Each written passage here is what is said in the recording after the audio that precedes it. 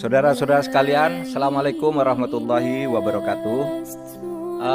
Baru saja persis jam 13.30 tadi kami dari TGIPF, Tim Gabungan Independen Pencari Fakta kasus atau tragedi Kanjuruhan, pertandingan sepak bola di Malang, dan kami menyampaikan laporan betul-betul secara independen sebagai laporan.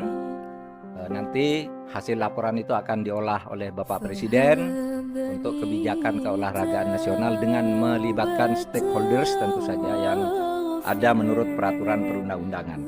Fakta yang kami temukan, korban yang jatuh itu, proses jatuhnya korban itu jauh lebih mengerikan dari yang beredar di televisi maupun di medsos.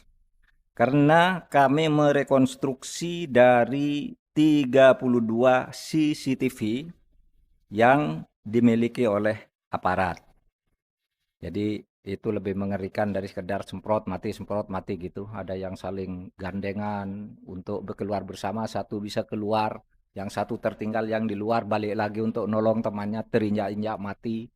Ada juga yang memberi bantuan pernafasan itu karena satunya sudah tidak bisa bernafas, membantu kena semprot juga mati gitu. Itu ada di situ. Lebih mengerikan daripada yang beredar karena ini ada di CCTV. Nah, kemudian yang mati dan cacat serta sekarang kritis dipastikan itu terjadi karena desak-desaan setelah ada gas air mata yang disemprotkan. Itu penyebabnya.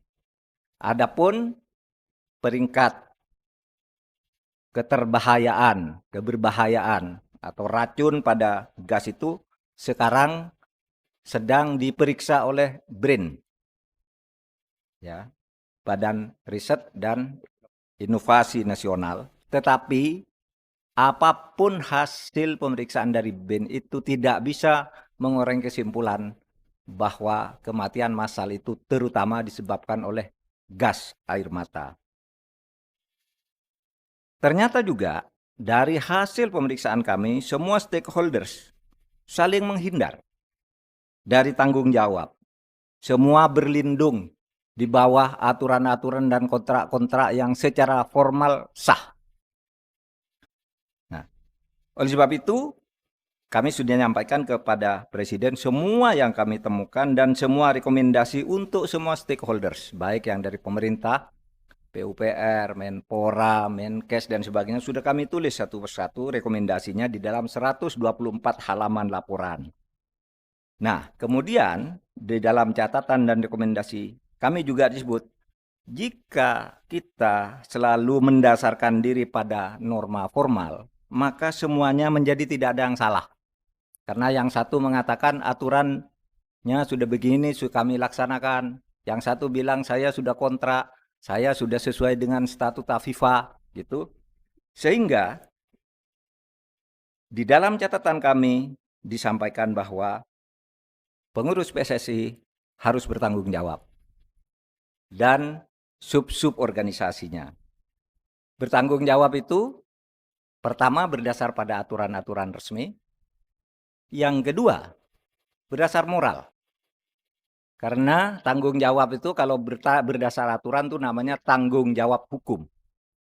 Tapi hukum itu sebagai norma seringkali tidak jelas, seringkali bisa dimanipulasi, maka naik ke asas. Tanggung jawab asas hukum itu apa? Solus populi suprema lex. Keselamatan rakyat itu adalah hukum yang lebih tinggi dari hukum yang ada. Dan ini sudah terjadi, keselamatan rakyat, publik terinjak-injak. Lalu ada tanggung jawab moral di atas itu. Nah, disinilah kami lalu memberi catatan akhir yang tadi digarisbawahi oleh Bapak Presiden, Polri supaya meneruskan penyelidikan tindak pidana terhadap orang-orang lain yang juga diduga kuat terlibat dan harus ikut bertanggung jawab secara pidana di dalam kasus ini. TGIPF punya banyak temuan-temuan indikasi untuk bisa didalami oleh Polri.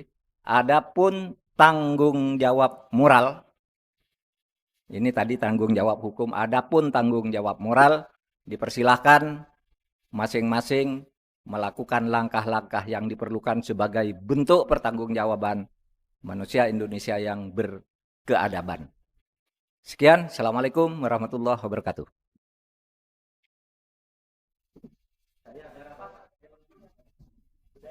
Kalau mau tanya